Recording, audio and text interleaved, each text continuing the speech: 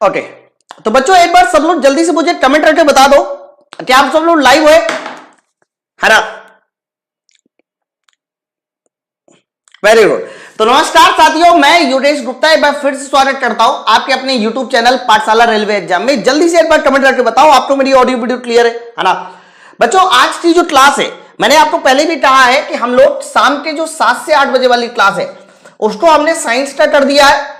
तो 7 से 8 आपकी डेली जो है साइंस चलेगी और 9 से 10 हम लोग यहां पर BSc का 30 मिनट शो स्टार्ट किए है ना। तो है क्या ना कि अभी बहुत सारे बच्चे जो है ना CBT 1 के एग्जाम में लगे हुए हैं और कहीं ना कहीं वो सही भी है, इसीलिए मैंने BSc को पूरी तरह से छोड़ा नहीं, पूरी तरह से पकड़ा नहीं, लेकिन हर रोज रात के 9 बजे उसके आधे घंटे का शो है। ठीक है, तो फिलहाल अभी हम लोग आज वाली क्लास के फोकस करते हैं कि अभी हम लोग क्या करने वाले हैं। तो मेरे भाई आप लोग थंबनेल से देख पा रहे होंगे केमिकल रिएक्शन। मैं आज आप लोगों को पूरे 2018 से लेकर 2020 तक 2022 तक यानी 2018 से 2022 के बीच में वो सारी की सारी केमिकल रिएक्शन बताने वाला हूं जो आपके कह सकते हो एग्जाम में पूछी रही है। मतलब मैं आज आपको टॉप 20 ऐसी केमिकल रिएक्शन पढ़ाने वाला हूं और उनको एकदम रट लेना, इससे बाहर केमिकल रिएक्शन कभी पूछी नहीं जाती। तो जितनी भी केमिकल रिएक्शन अभी तक पूछी रही है, चाहे वो एल्यूमिनियम कार्बाइड वाली हो, ब्लीचिंग पाउडर वाली हो, बेंजोएट, जो कुछ भी आपके एग्जाम में अभी तक केमिकल रिएक्शन से पूछा गया है 2018 से लेकर 2022 तक, उन सभी केमिकल रिएक्शन को मैंने टॉप 20 केमिकल रिएक्शन में बना दिया। फिर उसके बाद हम लोग जो है क्वेश्चन भी सॉल्व करेंगे। ठीक है, चलो तो फटाफट जल्दी से एक बार कमेंट करके बताओ सबको मेरी वीडियो क्लियर, ऑडियो क्लियर है ना। क्या बात है, तो स्टार्ट किया जाए आज के लेक्चर को। एक और छोटी सी इंफॉर्मेशन है मेरे भाई, जितने भी बच्चे बेसिक साइंस को अभी से तैयार करना चाह रहे हैं तो बेसिक साइंस को तैयार करने के लिए बेसिक साइंस की ये बुक भी ले सकते हैं। तो ये बुक को ऑर्डर करने के लिए आप इस नंबर पे फोन कर लो, ये नंबर आपके सामने लिखा हुआ है और ये नंबर पे फोन करके आप बेसिक साइंस की बुक भी ले सकते हैं। ठीक है सर, BSc के 30 क्वेश्चन रोज लाइए। देखो अगर आप लोग ऐसा सोच रहे हो कि हम लोगों को BSc की क्लास में भी 30 क्वेश्चन डेली लेके आने चाहिए तो कोई बात नहीं, मुझे थोड़ा समय दीजिए 20 तारीख तक का। क्योंकि है कि आप 20 तारीख तक का फॉर्म भरने के बाद ज्यादातर बच्चे फ्री हो जाएंगे ना। तो 20 तारीख के बाद हम लोग एक ऐसी सीरीज चलाएंगे जो साइंस के लिए एक अलग होगी और BSc के लिए मेरे भाई एक अलग सीरीज होगी। ठीक है, चलो स्टार्ट करें बच्चा समझाना। चलो तो आज की क्लास जितने भी नए स्टूडेंट है वो एकदम डिटेल में गौर से कॉपी में कहीं लिख लेना आज की क्लास को, क्योंकि मैं आपको टॉप 20 केमिकल रिएक्शन बताने वाला हूं जो आपके एग्जाम में डायरेक्टली पूछी जाती है। ठीक है, स्टार्ट किया जाए। तो मेरे भाई सबसे पहली जो केमिकल रिएक्शन होती है वो होती है तुम्हारी आयरन सल्फेट का गर्म करना। मेरे भाई ये रिएक्शन कईयों बार पूछ रही है आपके एग्जाम में कि अगर आयरन सल्फेट जो है गर्म करते हैं तो बताइए क्या होता है। मैंने कहा 20 रिएक्शन में बताऊंगा है। तो पहले तो आप ये समझ लो, आयरन सल्फेट का मतलब होता है FeSO4, फेरस सल्फेट। कई बार आप इसको फेरस सल्फेट भी कहते हैं। जब भी कभी हम लोग फेरस सल्फेट को मेरे भाई गर्म करते हैं तो गर्म करने के बाद बताइए कौन से वो दो कंपाउंड है जो बनने चाहिए। तो हमेशा याद रखना, फेरस सल्फेट को गर्म करने के बाद सबसे पहला जो बनता है वो याद रखिएगा Fe2O3 बनता है, Fe2O3। और इसके साथ साथ याद रखना दो तरह की गैसें भी निकलती है, उनमें से एक सल्फर डाइऑक्साइड होती है और मेरे भाई दूसरी होती है सल्फर ट्राइऑक्साइड। SO2 और SO3 ये दोनों गैस कह सकते हो FeSO4 को गर्म करने के बाद बनती है। बोलो भाई जल्दी से बताइए, पहली वाली रिएक्शन सबको क्लियर हो गई। तो आयरन सल्फेट को गर्म करने के बाद हमारे पास दो कंपाउंड बनते हैं। चलिए ये वाली रिएक्शन भी बड़ी इंपॉर्टेंट है, लेड नाइट्रेट का गर्म होना। मेरे भाई लेड नाइट्रेट क्या होता है, तो कहना लेड नाइट्रेट का मतलब होता है लेड PbNO3 का होल ट्वाइस। लेकिन जब हम लोग इसको गर्म करते हैं ना मेरे भाई, तो गर्म करते समय हमें 2 लेड नाइट्रेट लेने होते हैं। लेड नाइट्रेट के 2 मॉलिक्यूल लेने होते हैं मेरे दोस्त। इसको भी बहुत ज्यादा इंपॉर्टेंट रिएक्शन है। जब इसको गर्म करते हैं ना तो गर्म करने के बाद पता क्या बनता है, ध्यान रखना। इसके बाद बनता है सबसे पहले तो लेड ऑक्साइड जिसको आप बोलते हैं PbO। फिर इसके साथ साथ ये जो नाइट्रोजन है वो 4NO2 बना के बाहर निकलता है और याद रखिएगा साथ साथ जो है ऑक्सीजन की मात्रा भी बाहर निकलती है। अब आप पहले ये देख लो, ये रिएक्शन जो है ना सर फिर से रिकॉर्ड क्लास तो नहीं है ना। मैं समझा नहीं बच्चा, ये रिकॉर्ड क्लास थोड़ी ना है। अरे यार किसी बातें करते भाई। तो लेड ऑक्साइड NO2 और O2 है ना। तो आप बताइए पहले यहां पर ऑक्सीजन बैलेंस ही नहीं बैलेंस है। तो 4 2 8 2 10 2 12, मेरे भाई 12 ऑक्सीजन है, एकदम सही। अब देखो यहां क्वेश्चन क्या बनेगा, क्वेश्चन ये बनेगा कि ये NO2 किस रंग की डैश होती है। तो ध्यान रखना ये जो NO2 बनती है ना मेरे दोस्त, ये भूरे रंग की डैश होती है, भूरे रंग की। और ऑक्सीजन, ध्यान रखना ऑक्सीजन जो डैश होती है वो रंगहीन डैश होती है। कैसी डैश होती है? रंगहीन डैश होती है। लेकिन दोनों डैश है, और जब भी कभी डैश बनती है ना तो डैश के बगल में इस तरह से एरो ऊपर लगा देते हैं, है ना। रंग भी बताइए, मैंने रंग तो बताया, भूरे रंग और रंगीन, ठीक है। चलो आगे बढ़े। ये दो रिएक्शन बहुत ज्यादा पूछी जाती है। तीसरी रिएक्शन सुनिए, तीसरी और चौथी रिएक्शन में बहुत ज्यादा कंफ्यूजन होता है। थोड़ा एक बार सेशन को शेयर भी करते रहो फटाफट बच्चों। अगली वाली जो रिएक्शन है वो है कैल्शियम कार्बाइड और पानी का ड्रम होना है। मेरे भाई कैल्शियम कार्बाइड का फॉर्मूला होता है CaC2। दोस्त मेरे, जब इसको पानी के साथ ड्रम किया जाता है, यानी H2O के साथ ड्रम किया जाता है, पिछले 4-5 सालों की सारी रिएक्शन एक साथ में समझाऊंगा। जब हम लोग कैल्शियम कार्बाइड और पानी को एक साथ ड्रम करते हैं बच्चों, तो ध्यान रखना यहां पर बनता क्या है, तो कह देना सबसे पहले बनता है एसिटिलीन गैस, C2H2 बनता है। और उसके साथ साथ ध्यान रखना कैल्शियम हाइड्रोक्साइड भी बन जाता है, जिसको आप बोलते हैं सर CaOH का होल ट्वाइस। ये बड़ी इंपॉर्टेंट रिएक्शन है। कैल्शियम कार्बाइड की पानी के साथ रिएक्शन करने के बाद एक गैस बनती है मेरे दोस्त, और वो गैस बताइए क्या होती है? सर वो गैस होती है एसिटिलीन। एसिटिलीन, बोलिए भाई, बात सबको क्लियर है ना। तो तीसरी इंपॉर्टेंट रिएक्शन सबको क्लियर हो गया। आगे बढ़ा जाए। सर समझेंगे कैसे रिएक्शन कैसे हुआ? मेरे भाई ये टॉप 20 रिएक्शन ना आपको याद करनी है। आज तक तो जो इंटर करते हैं, जो IIT JEE की तैयारी करते हैं, वो नहीं समझ पाए रिएक्शन कैसे होती है। अब मेरी बात समझो, अगर हम इसमें जाएंगे कि रिएक्शन होती कैसी है, यहां से निकल के आया, तब तो हम कभी केमिस्ट्री पढ़ ही नहीं पाएंगे और कभी याद नहीं कर पाएंगे। चलो अगला वाला, एल्यूमिनियम कार्बाइड की पानी के साथ रिएक्शन। मेरे भाई एल्यूमिनियम कार्बाइड का फॉर्मूला होता है Al4C3। ये हमारा एल्यूमिनियम कार्बाइड है। जब इसकी पानी के साथ रिएक्शन करते हैं मेरे दोस्त, तो पानी के साथ रिएक्शन जब होती है तो H2O के साथ नहीं 12 H2O के साथ होती है। और ऐसा क्यों होता है ये भी सुनो मेरे भाई। ऐसा इसलिए होता है ताकि ये जो एल्यूमिनियम है ये अपने साथ, सर एल्यूमिनियम अपने साथ जो है OH का होल ट्वाइस, यानी एल्यूमिनियम हाइड्रोक्साइड निकाल सके, AlOH का होल थ्राइस निकाल सके, और इसीलिए यहां 12 H2O लिया जाता है। बाकी ये जो 3 कार्बन है मेरे भाई, ये 3 कार्बन जो है मीथेन गैस बना लेता है।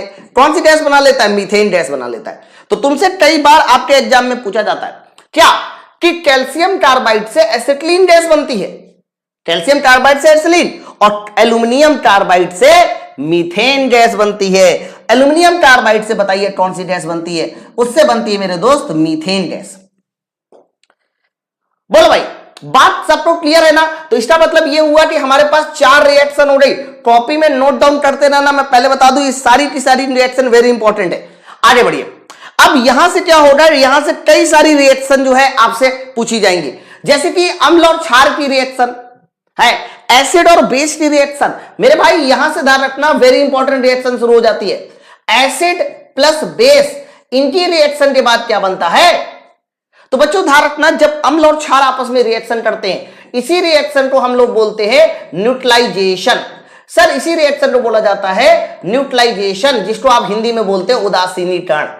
अब पहले आप इसकी जनरल रिएक्शन सुनिए जो इंपॉर्टेंट है मेरे भाई। जब भी कभी आपसे अम्ल और क्षार की रिएक्शन करेगा तो याद रखना, अम्ल जब भी कभी दोस्त मेरे किसके साथ रिएक्शन करता है? क्षार के साथ रिएक्शन करता है, तो हमेशा वो एक साल्ट बनाएगा, लवण बनाएगा, और प्लस बताइए क्या बनाएगा? सर प्लस पानी बनाएगा। अम्ल और क्षार लवण प्लस पानी बनाते हैं, ठीक है।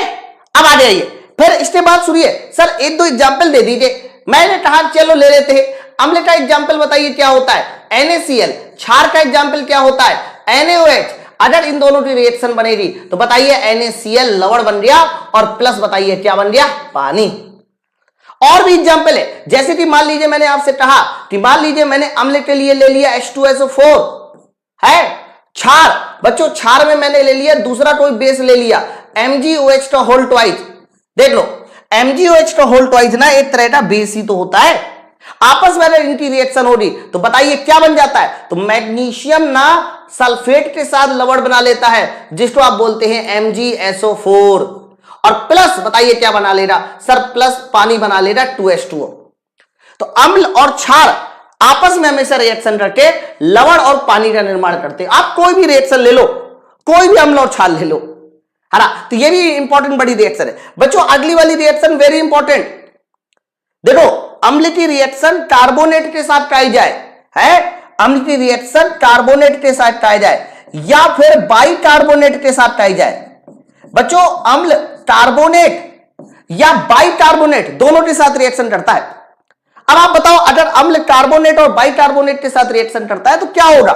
जैसे कि मैंने आपसे कहा कि ये हमारे पास अम्ल है ना, कोई भी आप ले लो, कोई भी अम्ल ले लो, अगर अम्ल ने किसी भी कार्बोनेट के साथ रिएक्शन किया, ये मान लीजिए किसी कार्बोनेट के साथ रिएक्शन कर रहा है वो कार्बोनेट के साथ, तो हमेशा ध्यान रखना एक तो बनेगा लवण, साल्ट बनेगा, साल्ट के साथ साथ CO2 गैस बनेगी बच्चों, और साथ साथ बताइए क्या बनेगा, पानी। तो इसको याद कर लो, अम्ल कार्बोनेट के साथ रिएक्शन करने के बाद लवण CO2 गैस और पानी बनाता है। ठीक है, एक एग्जांपल ले मेरे भाई, जैसे कि मान लीजिए हमने एग्जांपल ले लिया H2SO4, है ना, और इसी तरीके से कार्बोनेट का एग्जांपल ले लिया हमने Na2CO3, या फिर हमने एग्जांपल ले लिया NaSCO3। ये देखो NaSCO3 मैंने एक एग्जांपल ले लिया। अब इन दोनों की अगर रिएक्शन होगी ना तो क्या बनेगा, एक तो हमारे पास लवण बनेगा, तो सोडियम और सल्फर जब भी कभी लवण बनाते हैं तो Na2SO4 बनाते हैं। तो Na2SO4 बनाने के लिए हमें यहां पर जो है दो कार्बोनेट ले लेते हैं या दो बाइकार्बोनेट ले लेते हैं। देखो हमने दो बाइकार्बोनेट ले लिया। अब आप बताओ क्या बनेगा, तो एक तो लवण बन जाएगा Na2SO4, और आप साथ साथ देखिए हमारे पास CO2 गैस भी बन जाएगी, 2CO2 गैस। और मेरे भाई CO2 गैस बनने के साथ साथ सर देखो एक हमारे पास पानी भी बाहर निकल जाएगा। देख लो है ना, एक पानी भी बाहर निकल जाएगा, एक नहीं एक्चुअली में दो पानी बाहर निकलेंगे, रिएक्शन को बैलेंस करने के लिए दो पानी बाहर निकलेंगे। ठीक है, कोई और एग्जांपल ले लीजिए, जैसे कि मान लीजिए मैंने ले लिया HCl, और HCl की रिएक्शन मैंने करा दी Na2CO3 के साथ, ये भी तो कार्बोनेट है या बाइकार्बोनेट है। तो बच्चों अगर इन दोनों की रिएक्शन कराई जा रही है तो हमारे पास फिर से क्या बनने वाला है, सर NaCl मिलकर लवण बनाते हैं। तो अगर यहां दो Na है तो दो NaCl बनाने के लिए हमने देखिए यहां 2NaCl कर दिया, सर 2NaCl कर दिया, और जैसे ही मैंने 2NaCl किया मेरे दोस्त, आप देख लो बाकी क्या बन जाएगा, सर बाकी फिर से हमारा CO2 और बाकी फिर से H2O। देख लो, तो कोई भी अम्ल जब भी कभी लवण धातु कार्बोनेट के साथ रिएक्शन करेगा तो लवण प्लस CO2 प्लस पानी बनाएगा। ये भी इंपॉर्टेंट ध्यान रखना, बहुत ज्यादा इंपॉर्टेंट ये रिएक्शन है। ठीक है, चलो आ जाइए। अब अम्ल की और भी रिएक्शन बड़ी इंपॉर्टेंट है, जैसे कि अम्ल कई बार धातु ऑक्साइड के साथ बढ़िया रिएक्शन करता है। सुनिए ध्यान से, जैसे कि धातु ऑक्साइड, मान लीजिए मैंने कोई धातु ऑक्साइड बताया Na2O, ये धातु ऑक्साइड है, मैग्नीशियम ऑक्साइड, ये सब धातु ऑक्साइड है ना, मेटल ऑक्साइड है। तो मान लीजिए हमारे पास कोई अम्ल है, एक एग्जांपल ले लेते हैं इसका। तो मान लीजिए मेरे पास कोई एक अम्ल है जिसको मैंने कह दिया ये HCl है।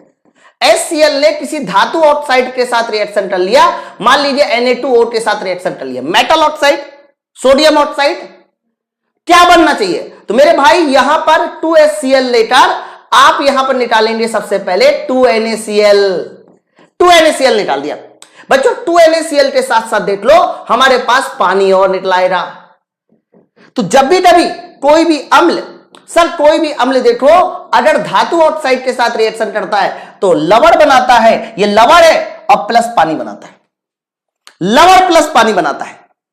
बोलो भाई बात सबको क्लियर है, आ जाइए। अगर हमने मान लो कोई दूसरा ले लिया, फॉर एग्जाम्पल यहां पर मैंने ले लिया H2SO4, ये दूसरा कोई अम्ल ले लिया, कई सारे अम्ल हो सकते हैं ना H2SO4, ये सब रिएक्शन आपको पहचानना होगा, लिख लेना टॉपिक में कहीं पर। और यहां पर मैंने दूसरा धातु का ऑक्साइड ले लिया, मैग्नीशियम ऑक्साइड। तो मेरे दोस्त जैसी ही रिएक्शन होगी तो देख लीजिए एक लवण बन जाएगा MgSO4 और प्लस पानी। ठीक है, बोलिए भाई बात सबको क्लियर है ना, आगे बढ़ा जाए सर, आगे बढ़ा जाए। अरे बच्चा ये टॉपिक ना अभी साइंस की प्लेलिस्ट में पूरा अपडेट कर दिया जाएगा, तो उसी प्लेलिस्ट में आपको सारे टॉपिक एक साथ मिल जाएंगे। धातु और पानी की रिएक्शन बहुत इंपॉर्टेंट है बच्चा, कोई भी धातु पानी के साथ रिएक्शन करती है, बिल्कुल। अब सुनिए जैसे कि मान लीजिए सोडियम धातु हो गई है, सोडियम धातु हमेशा देखो अपने पानी के साथ रिएक्शन करती है, तो पानी के साथ रिएक्शन करने से क्या बनाती है, तो कह देना सोडियम धातु पानी के साथ रिएक्शन करने से अपना हाइड्रोक्साइड बनाती है। मेरे भाई सोडियम धातु पानी के साथ रिएक्शन करने से हाइड्रोक्साइड बनाती है, साथ साथ हाइड्रोजन गैस भी निकलती है ना। तो जितनी भी हमारी धातुएं होती हैं, ज्यादातर धातुएं पानी के साथ जब भी कभी रिएक्शन करती हैं तो हमेशा ध्यान रखना, धातुएं पानी के साथ रिएक्शन करने के बाद अपने ऑक्साइड बनाती हैं, अपने हाइड्रोक्साइड बनाती हैं, MgOH का होल ट्वाइस बनेगा। मान लो मैग्नीशियम ने पानी के साथ रिएक्शन किया, तो पानी के साथ रिएक्शन करेगा तो बताइए क्या बनाएगा, MgOH का whole twice plus hydrogen gas बनाएगा। ये सब रिएक्शन आपके एग्जाम में पूछी रही, अभी मैं क्वेश्चन भी सॉल्व कराऊंगा, ऐसा नहीं है, ठीक है। और सुनिए सर, ये हो गया, और भी बहुत सारी रिएक्शन है, जैसे कि आपने कोई भी रिएक्शन ले लो, आप पोटेशियम ले लो, पोटेशियम की क्रिया जब भी कभी पानी के साथ कराई जाती है तो मेरे भाई बताइए कौन सी गैस बनती है। सर एक तो पोटेशियम KOH बनेगा और प्लस हमारा हाइड्रोजन गैस बनेगी। देख लो, तो आप लोग को ये याद रखना है, रिएक्शन को बैलेंस करने के लिए यहां 2 और यहां पर 2 लगाना होगा। तो ध्यान रखिएगा, कोई भी धातु पानी के साथ रिएक्शन करता है तो हमेशा एक रिएक्शन, एक गैस निकालता है। सर वो गैस बताइए कौन सी गैस होती है, हाइड्रोजन गैस। और हाइड्रोजन गैस विस्फोटक गैस होती है। यही रीजन है कि सोडियम और पोटेशियम जैसी धातुओं को कभी भी खुले में नहीं छोड़ते, है ना। चलो नेक्स्ट आइए, इसके बाद अगली रिएक्शन मेरे भाई, 9वीं रिएक्शन वेरी इंपॉर्टेंट, आप इसको एकदम स्टार बना लो।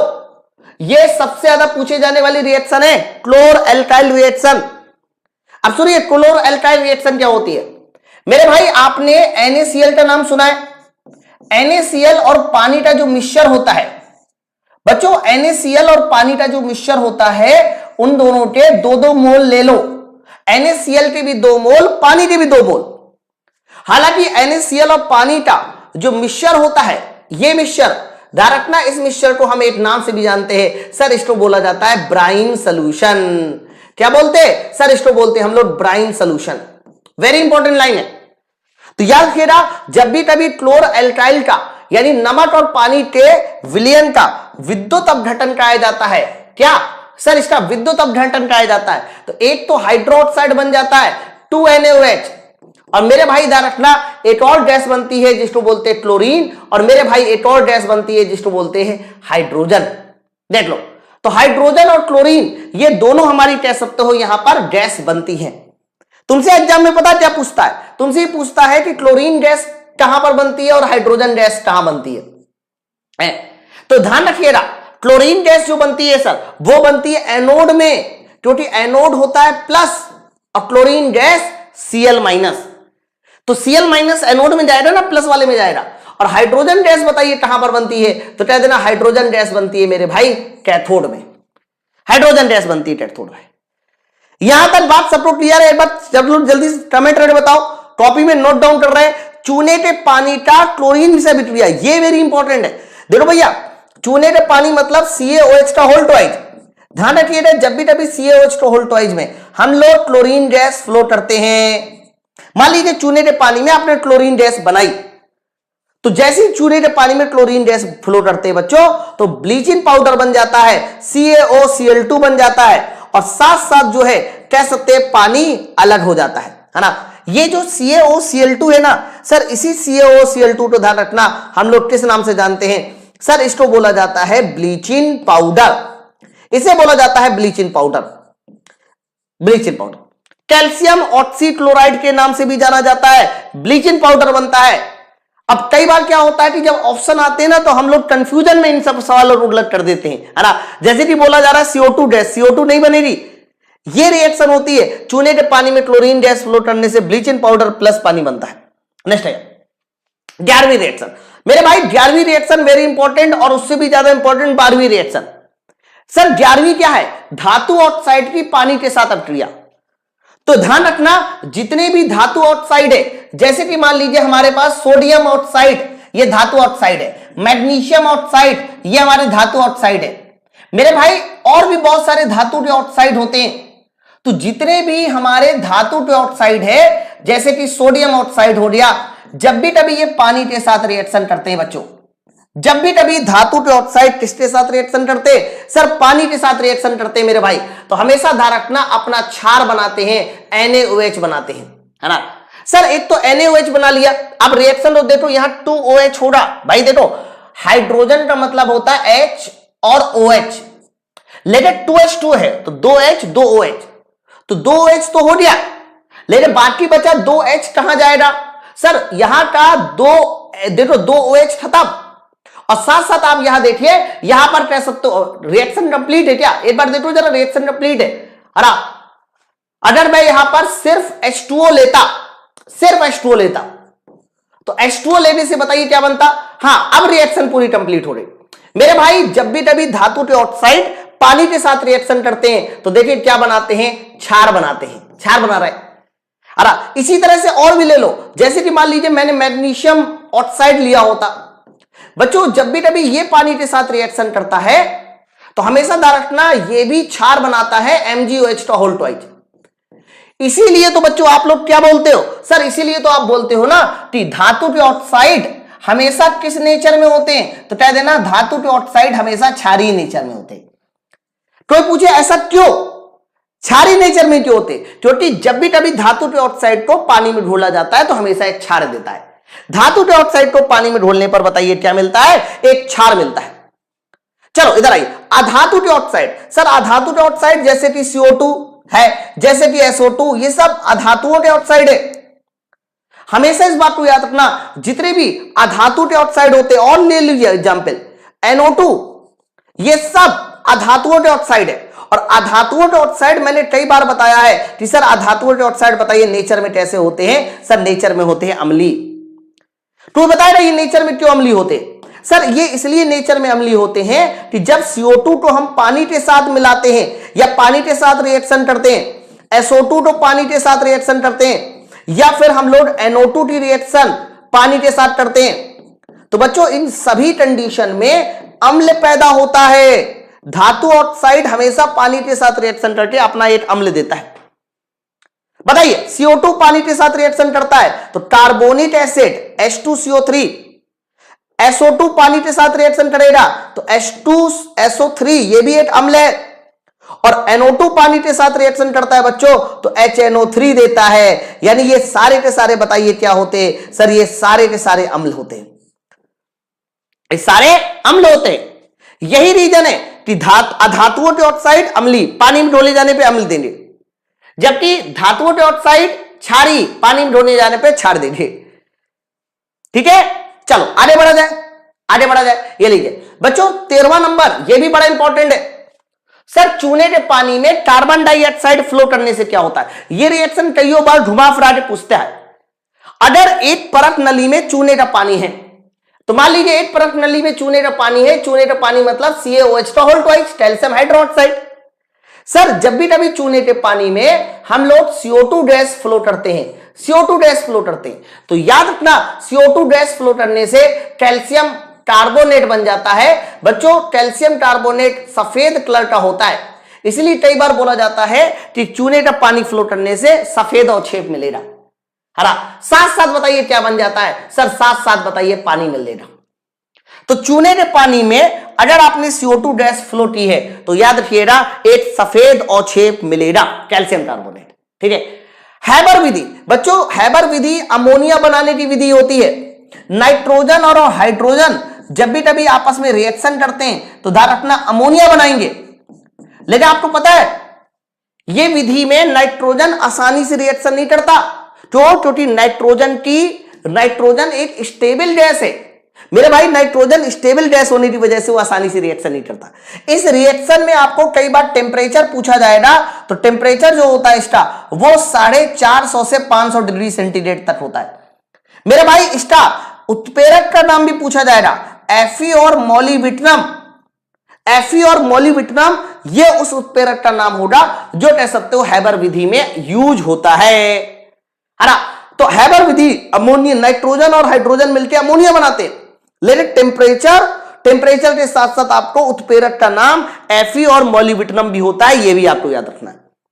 चलो अरे अभी इसके बाद मैं क्वेश्चन भी सॉल्व कराऊंगा, ऐसा नहीं है तो जल्दी से हम लोग पहले वो टॉप 20 रिएक्शन पढ़ लेते हैं जो रिएक्शन इंपॉर्टेंट है। जैसे कि अगली रिएक्शन है क्लोरोफॉर्म में कि ऑक्सीजन से क्रिया, ये वेरी इंपॉर्टेंट है। देखो आपको बता दें क्लोरोफॉर्म मतलब होता है CH-Cl3। जब भी कभी CH-Cl3 की रिएक्शन ऑक्सीजन के साथ होती है, एक्चुअली में यहां पर जो ऑक्सीजन लिखा जाता है वो सिंगल ऑक्सीजन लिखा जाता है, इसे बोलते हैं नवजात ऑक्सीजन, है ना। जब भी कभी क्लोरोफॉर्म CH-Cl3 की रिएक्शन ऑक्सीजन के साथ होती है तो बच्चों COCl2 बनता है और प्लस जो है ध्यान रखना HCl बनता है ना। बच्चों ध्यान रखना COCl2 को हम लोग कार्बोनिल क्लोराइड कहते हैं। ये नाम क्या है तो कहना ये है कार्बोनिल क्लोराइड। सर ये है कार्बोनिल क्लोराइड। और पता है इसको एक और नाम से भी जानते हैं सर, इसको एक नाम से जाना जाता है फास्जीन गैस। तो कई बार तुमसे पूछा जाता है कि बताइए फास्जीन गैस का फॉर्मूला क्या है, तो कह देना फास्जीन गैस होती है कार्बोनिल क्लोराइड COCl2।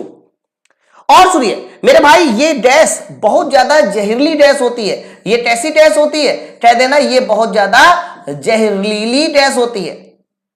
यही रीजन है कि जब हम लोग क्लोरोफॉर्म को रखते हैं ना तो क्लोरोफॉर्म को हमेशा रंगीन बोतलों में रखते हैं, है ना। क्लोरोफॉर्म को हमेशा किस बोतल में रखते हैं, रंगीन बोतलों में रखते हैं। रंगीन बोतल में इसलिए रखते हैं ताकि वो जल्दी ऑक्सीजन के साथ रिएक्शन ना कर सके। बच्चों इस रिएक्शन को धीमा करने के लिए इसमें ना एक उत्प्रेरक भी मिलाया जाता है, ये नेगेटिव कैटालिस्ट होता है जो रिएक्शन की गति को धीमा करते हैं। बच्चों इस रिएक्शन की गति को धीमा करने के लिए 8% इथाइल अल्कोहल भी मिलाते हैं। 8% क्या मिलाते हैं, इथाइल अल्कोहल भी मिलाते हैं, जिससे कि रिएक्शन की गति धीमी हो सके। ओके चलो, तो देखो फास्जीन गैस अलग होती है और फास्फीन अलग होती है। चले आ जाइए बेटेलाइट का निर्माण। मेरे भाई ये बेटेलाइट आपको पता है कि ये एक तरह की प्लास्टिक होती है और ये ध्यान रखना ये कैसी प्लास्टिक होती है सर, ये हमारी थर्मोसेटिन प्लास्टिक होती है ना। प्रेशर कुकर का हत्ता सर, प्रेशर कुकर का हत्ता बेटेलाइट का बनाया जाता है। अब आपके मन में आएगा बेटेलाइट बनता कैसे, तो बेटेलाइट बनने के लिए हमारे पास एक होना चाहिए फिनॉल। क्या होना चाहिए, फिनॉल। और फिनॉल की क्रिया ध्यान रखिएगा जब भी कभी फॉर्मेल्डिहाइड के साथ कराते, फॉर्मेल्डिहाइड के साथ कराते तो याद रखिएगा फॉर्मेल्डिहाइड के साथ कराने से बताइए क्या बनता है, बेटेलाइट बनता है, बेटेलाइट। अब बेटेलाइट का फॉर्मूला मत याद कीजिए, कभी भी उसका फॉर्मूला आज तक नहीं पूछा जाएगा, बस ये रिएक्शन पूछी जाती है कि फिनॉल की क्रिया। फिनॉल क्या होता है, बेंजीन के ऊपर अगर आपने OH लगा दिया है तो ये फिनॉल है। फॉर्मेल्डिहाइड क्या होता है, SCHO। तो जब इन दोनों की रिएक्शन होती है फिनॉल की क्रिया फॉर्मेल्डिहाइड के साथ, क्या बनता है, बेटेलाइट बनता है। ठीक है चलो, इसके बाद 17वीं रिएक्शन सुनिए, पूर्ण दहन। ये रिएक्शन बड़ी इंपॉर्टेंट है, कंप्लीट कंबशन। ठीक है, तो बच्चों एक बात सुनो सर, कंप्लीट कंबशन का मतलब होता है कि जब भी कभी कंबशन करने के बाद एक तो CO2 गैस बने प्लस पानी बने, तो ध्यान रखना ऐसी रिएक्शन को बोलते हैं कंप्लीट। बच्चों कंप्लीट कंबशन ना, पूर्ण दहन हमेशा ऑक्सीजन की ज्यादा मात्रा के साथ होता है, ऑक्सीजन की ज्यादा मात्रा के साथ होता है। और ध्यान रखना इसमें CO2 गैस हमेशा बनती है और पानी बनता है। मैं एक एग्जांपल देता हूं, जैसे कि मान लीजिए आपके सामने मीथेन आया। हम ये चाहते हैं कि मीथेन गैस जब ऑक्सीजन के साथ जले तो उसका पूर्ण दहन हो। कैसा दहन हो सर, उसका पूर्ण दहन हो, है ना। तो मीथेन गैस का जब भी कभी पूर्ण दहन होगा तो इसका जो कार्बन है ना, कार्बन ये तो बना लेगा कार्बन डाइऑक्साइड, जबकि 4 हाइड्रोजन सर, 4 हाइड्रोजन जो है वो पानी बन के बाहर निकल जाएगा, यानी 2H2O बन के बाहर निकल जाएगा। फिर इसके बाद आपको ऑक्सीजन बैलेंस करने होते हैं। सर यहां देखो 2 ऑक्सीजन, यहां 2 ऑक्सीजन, 4 यहां है तो यहां 2 ऑक्सीजन और लगाने होंगे, है ना। तो ये क्या है सर, ये हमारा कह सकते हो मीथेन का पूर्ण दहन हो गया। आप किसी का भी पूर्ण दहन की रिएक्शन आप बना सकते हो, ऑटोमेटिक है। जैसे कि मैंने कहा कि चलो सर इस बार बनाते हैं हम एथिलीन C2H4। सर इसका पूर्ण दहन बनाते हैं, सर इसकी रिएक्शन जो है O2 के साथ कराते हैं और देखते हैं कि इसका जब पूर्ण दहन होगा तो क्या क्या बनने वाला है, पूर्ण दहन में क्या क्या बनेगा, बताइए कमेंट करके बताइए जल्दी से, क्या कमेंट करके बताइए क्या होगा। तो बच्चों जब हम लोग एथिलीन का पूर्ण दहन करेंगे, 2 कार्बन है वहां पर, इसीलिए यहां पर बन जाएगा 2CO2 है, और मेरे भाई सर यहां पर 4 हाइड्रोजन है, तो 4 हाइड्रोजन है, तो 4 हाइड्रोजन से पानी के 2 मॉलिक्यूल बाहर निकलेंगे, 2H2O। लेकिन लास्ट में हमेशा सर, लास्ट में हमेशा ऑक्सीजन को बैलेंस कीजिए। देखो 2 ऑक्सीजन यहां, 2 2 4 यहां, टोटल वहां 6 है, तो यहां पर 3 ऑक्सीजन लगा दो। तो पूर्ण दहन में हमेशा ध्यान रखना सर CO2 और ध्यान रखिएगा पानी बनता है। चलो जिप्सम का ड्रम होना, ये तो बहुत बार पूछा गया भैया है। जिप्सम सुनिए क्या होता है सर, जिप्सम होता है calcium sulphate into 2H2O। Sir ये होता है जिप्सम, है ना, CaSO4 इंटू 2H2O। बच्चों इसको बोलते हैं कैल्शियम सल्फेट डाइहाइड्रेट, 2 हाइड्रो पानी है। जब हम लोग इसको गर्म करते हैं, अच्छा गर्म करने का टेम्परेचर भी कई बार पूछा गया है, बोलिए किसी को याद इसका टेम्परेचर?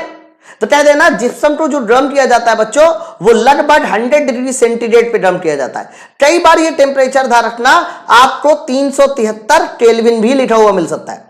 जिप्सम को जब भी कभी ड्रम करते हैं तो ध्यान रखना हमें प्लास्टर ऑफ पेरिस मिलता है, calcium sulphate into half H2O बनता है, और प्लस कह सकते हो पानी 3/2 पानी और अलर्ट हो जाता है।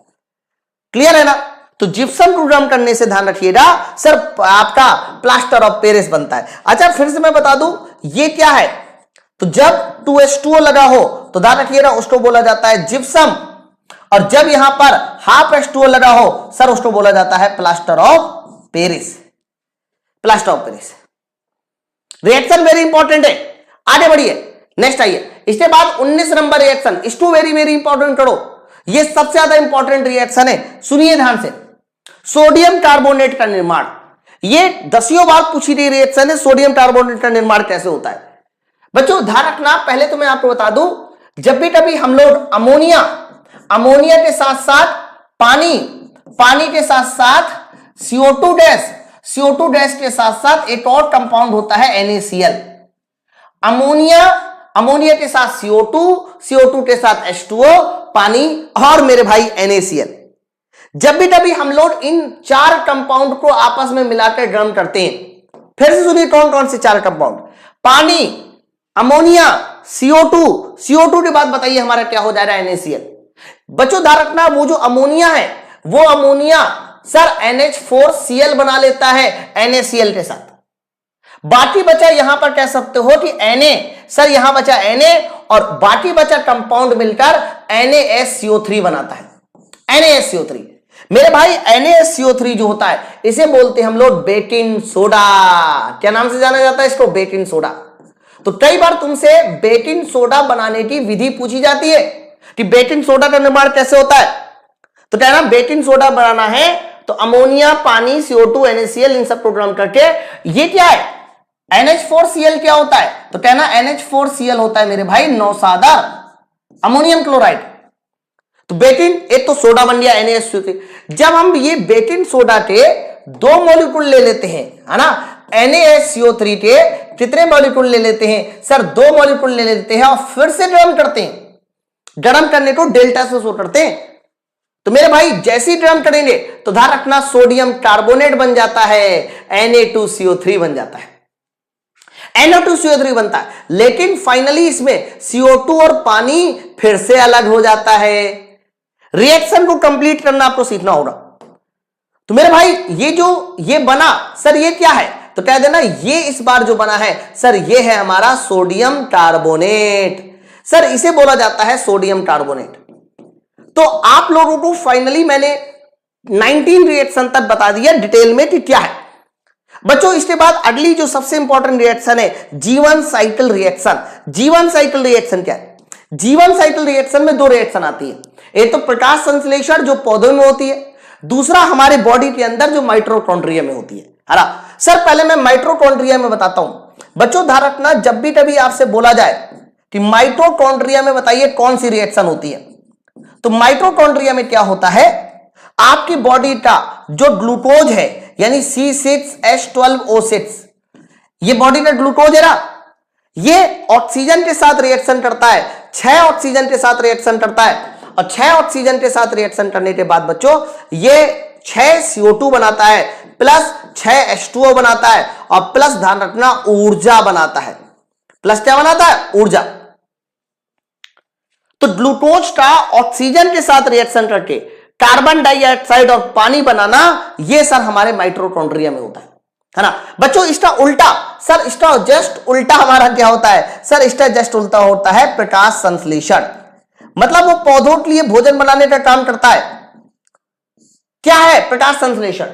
तो प्रकाश संश्लेषण ये कहता है कि आपने ये जो पानी और H2O बनाया, CO2 बनाया, ये CO2 और पानी ये ले लेगा प्लांट। CO2 और पानी कौन लेगा? प्लांट। और प्लांट लेने के बाद बच्चों ये ध्यान रखिएगा, प्रकाश की उपस्थिति में सर, लाइट की उपस्थिति में क्या चीज बनाएगा? तो कह देना लाइट की उपस्थिति में ये वापस से ग्लूकोज बना लेता है, C6H12O6 बना लेता है मेरे भाई। साथ साथ 6 ऑक्सीजन भी रिएक्शन, 6 ऑक्सीजन को भी बाहर निकालता है बच्चों। इनमें से एक रिएक्शन को ऊष्मा थर्मिक, ऊष्मा क्षेपी कहते हैं, एक्सोथर्मिक कहते हैं, और एक को ऊष्मा शोषी। माइटोकॉन्ड्रिया में ऊर्जा उत्पन्न होती है, इसीलिए यह रिएक्शन होती है एक्सोथर्मिक। क्यों भैया एक्सोथर्मिक हुई? क्योंकि ऊष्मा उत्पन्न हुई है ना। जबकि यह रिएक्शन, इसमें ऊष्मा देनी होती है, इसीलिए यह रिएक्शन को बोला जाता है एंडोथर्मिक। एंडोथर्मिक।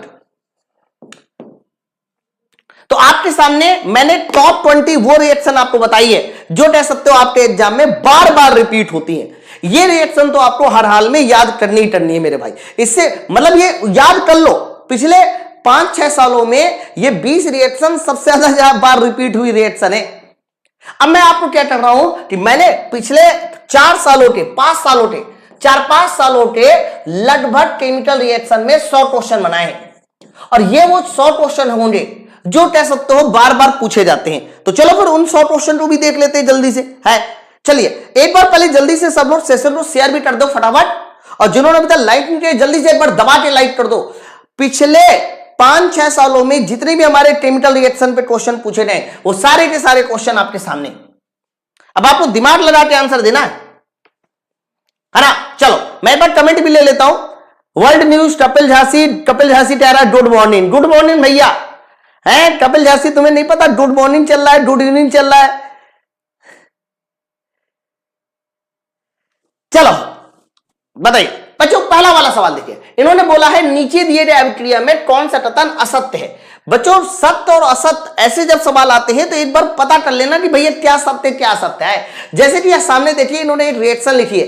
रिएक्शन लिखी है कि लेड ऑक्साइड की रिएक्शन कार्बन के साथ हो रही है, और कार्बन के साथ होने के बाद बताइए क्या बन रहा है सर? लेड बन रहा है और प्लस CO2 बन रहा है। मेरे भाई पूरी रिएक्शन में देख लो, इन्होंने जो बोला है सीसा का अपचयन हो रहा है, कार्बन डाइऑक्साइड अपचयित हो रहा है, ऐसे सवाल लिखे। मतलब पूरा का पूरा सवाल जो है या तो रिडक्शन में बेस है और या फिर ऑक्सीडेशन में बेस है। किसका रिडक्शन हो रहा है, किसका ऑक्सीडेशन हो रहा है, यही तो सवाल है।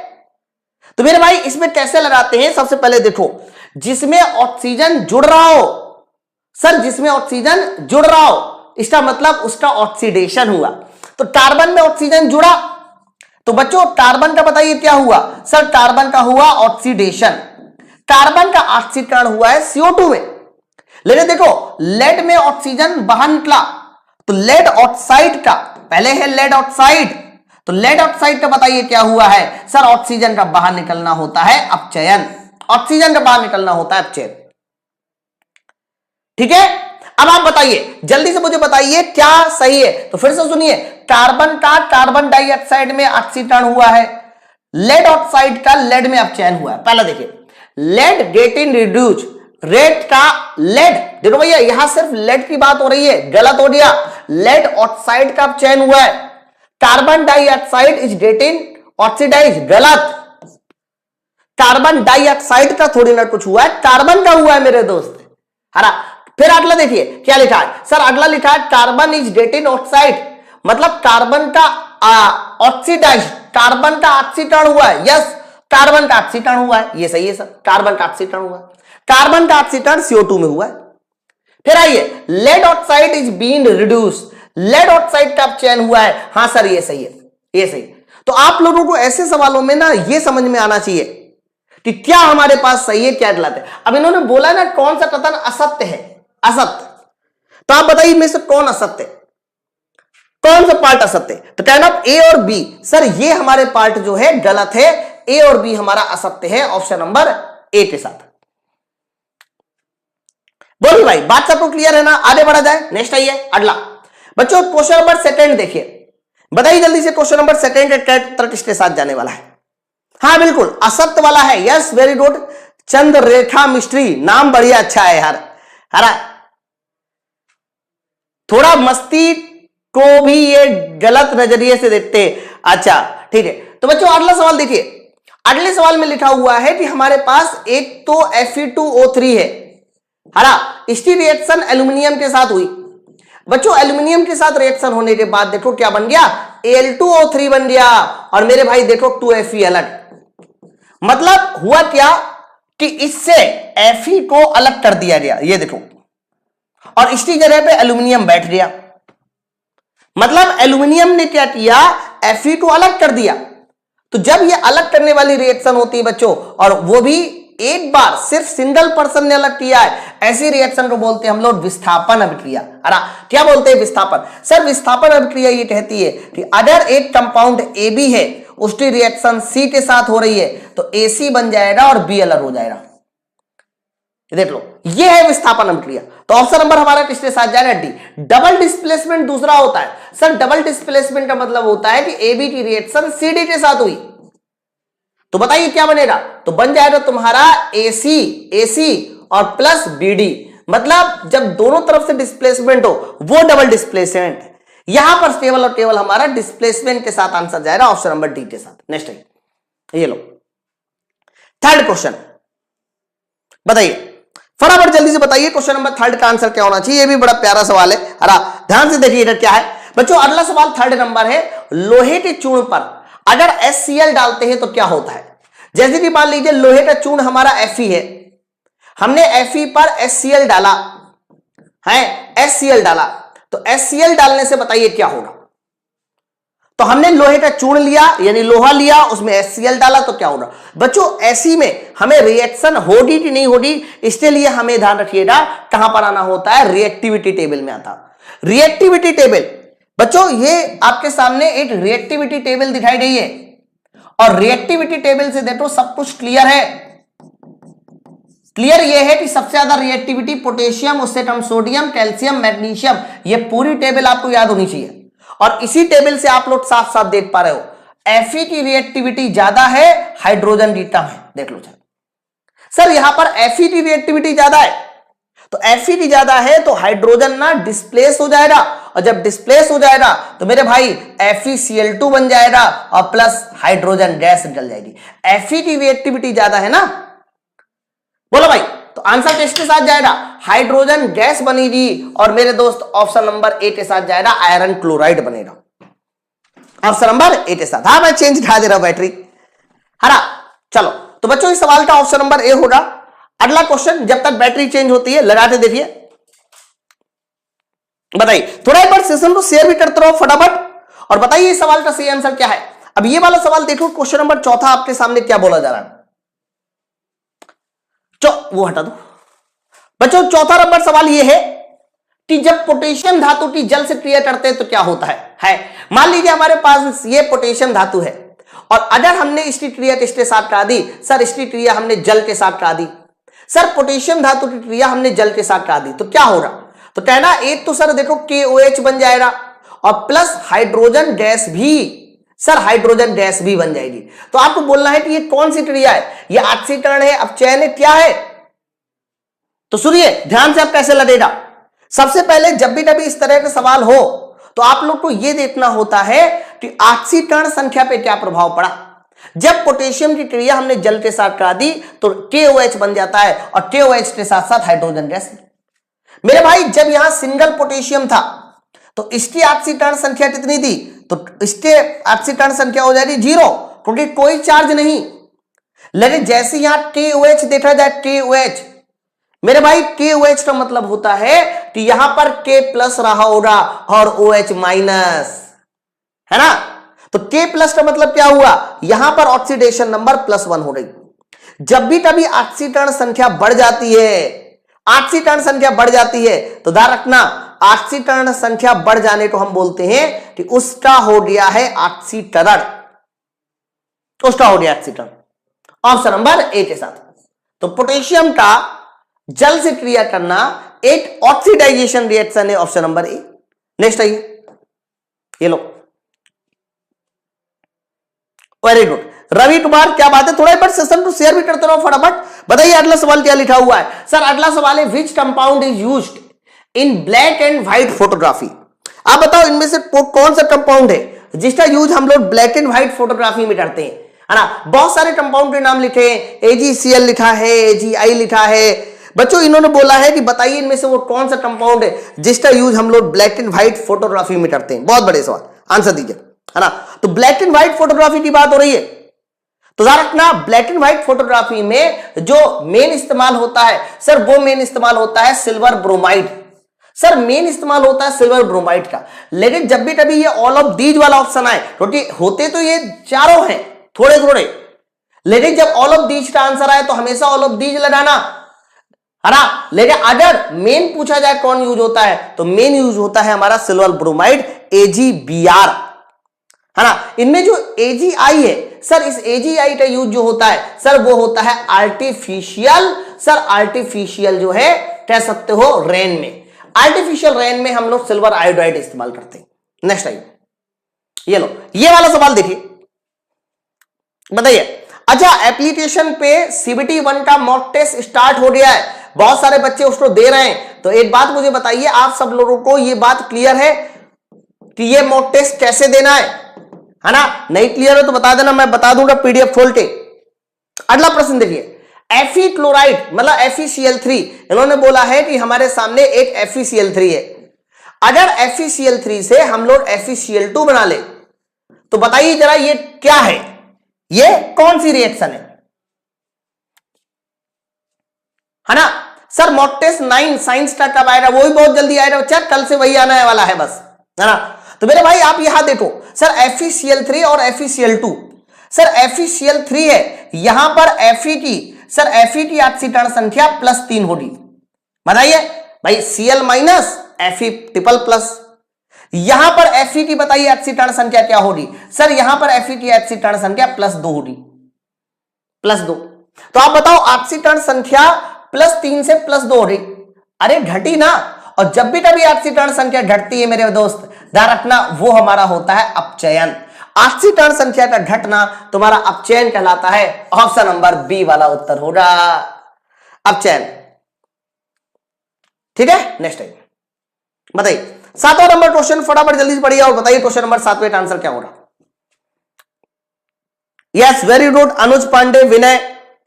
बोला जा रहा है मैग्नीशियम का वायु में जलना क्या होता है। जब हम लोग कहते हैं ना मैग्नीशियम का वायु में जलना, तो बच्चों मेरे मैग्नीशियम यानी 2Mg अगर ये वायु में जलेगा तो सफेद धुएं के साथ जलता है, यानी मैग्नीशियम ऑक्साइड बनाएगा। और ये कौन से धुएं के साथ जलता है, ये सफेद धुएं के साथ जलता है। तो ऑक्सीजन जुड़ रहा है ना, तो ऑक्सीजन जुड़ रहा है, तो आप बताइए ये क्या होगा, रिडक्शन, इवापोरेशन, सब्लिमेशन, गलत बच्चों ध्यान रखना ये होगा ऑक्सीडेशन। हालांकि इनके और भी नाम है। तो मैग्नीशियम का ऑक्सीजन की उपस्थिति में जलना, एक तो ये ऑक्सीकरण भी कहलाता है, इसके साथ साथ ध्यान रखना ये कहलाता है दहन, कंबशन है। सर एक और रिएक्शन भी होती है सर, इसी को हम लोग बोलते हैं एडिशन रिएक्शन, एडिशन संयोजन अभिक्रिया। ये सारे के सारे नाम जो है इस रिएक्शन को दिए जाते हैं। Option number C. नेक्स्ट आइए, चलो ये वाला सवाल भी भाई इंपॉर्टेंट है, क्वेश्चन नंबर 8वां पढ़िए जल्दी से और बताइए क्वेश्चन नंबर 8वें का उत्तर क्या होगा, है ना। चंद्र प्रकाश मैं बता दे रहा हूं अभी मॉक टेस्ट कैसे ले, मुझे देखना होगा PDF खुली नहीं खुली, है ना। PDF खुली नहीं खुली, ये देखो, अरे खुली तो है यार, अभी मैं बता रहा हूं 75 क्वेश्चन वाली PDF खुली है। रुकिए मैं बता रहा हूं 1 मिनट है। 8वां सवाल देखिए बच्चों, 8वां सवाल ये बोला जा रहा है कि AgNO3 के विलयन में NaCl मिलाने से, अब देखो यहां पर AgNO3 है सिल्वर नाइट्रेट, और सिल्वर नाइट्रेट के विलयन में हमने क्या मिला दिया सर, NaCl मिला दिया। होगा क्या कि जब दो आयंस वाले विलयन आपस में रिएक्शन करते हैं। तो ध्यान रखना ये बना लेंगे, एक तो NaNO3 सिल्वर सोडियम नाइट्रेट, और बच्चों इसके बाद बना लेंगे AgCl। देख लो, तो AgNO3 ध्यान रखिएगा, AgNO3 NaCl के साथ रिएक्शन करके NaNO3। अच्छा, NaNO3 का पता है नाम क्या होता है सर? इसको बोलते हैं चिली साल्ट पीटर, है ना। और बच्चों यहां पर जो है AgCl का सिल्वर क्लोराइड का सफेद अवक्षेप बनता है, सफेद अवक्षेप, ये भी बहुत इंपॉर्टेंट है, सिल्वर क्लोराइड का सफेद अवक्षेप बनता है ना।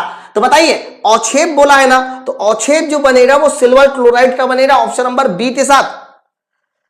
नेक्स्ट आइए अगला, ये लो बच्चों, ये वाला सवाल भी बड़ा इंपॉर्टेंट है, ध्यान से सुनिएगा। 9वां नंबर क्वेश्चन, है ना। अरे चंद्रलेखा मिश्रा, मैं बता रहा हूं ना, थोड़ा रुकिए तो, 1 मिनट रुक जाइए, क्लास खत्म होने दीजिए। मैं आपको बता रहा हूं कि CBT 1 के 75 क्वेश्चन का मॉक टेस्ट कैसे आप दे सकते हैं, थोड़ा सब्र तो कीजिए भाई, है ना। चलो बच्चों अगला सवाल है, जिंक टी H2SO4 के साथ रिएक्शन करने से क्या होता है। पहले तो आप ये देखो, हमको जो रिएक्शन करानी है वो H2SO4 की रिएक्शन जिंक के साथ करानी है। तुरंत ये देखना पड़ेगा कि जिंक की रिएक्टिविटी हाइड्रोजन से कम है कि ज्यादा है। रिएक्टिविटी टेबल आपको रटी होनी चाहिए, पोटेशियम से शुरू होती है। तो मेरे भाई देखो, जिंक यहां आता है और हाइड्रोजन नीचे आता है, यानी जिंक की रिएक्टिविटी हाइड्रोजन से ज्यादा है। अगर जिंक की रिएक्टिविटी हाइड्रोजन से ज्यादा है मेरे भाई, तो ये हाइड्रोजन को डिस्प्लेस कर देगा और दोस्त मेरे जिंक सल्फेट बन जाएगा, प्लस हाइड्रोजन गैस निकल जाएगी, है ना। तो बोला है ना कि जिंक की अगर H2SO4 के साथ रिएक्शन करते हैं तो कौन सी गैस निकलेगी, तो इसका आंसर जाएगा ऑप्शन नंबर बी के साथ, हाइड्रोजन गैस। कई बार ये रिएक्शन पॉसिबल भी नहीं होती, ठीक है। चलो आगे, ये लीजिए अब ये वाला सवाल, 10वां नंबर सवाल, ये बहुत प्यारा सवाल है। एक्चुअली में इसको थोड़ा ध्यान से समझना, नहीं तो ये सवाल आप गलत कर दोगे, और ये वेरी वेरी इंपॉर्टेंट रिएक्शन है।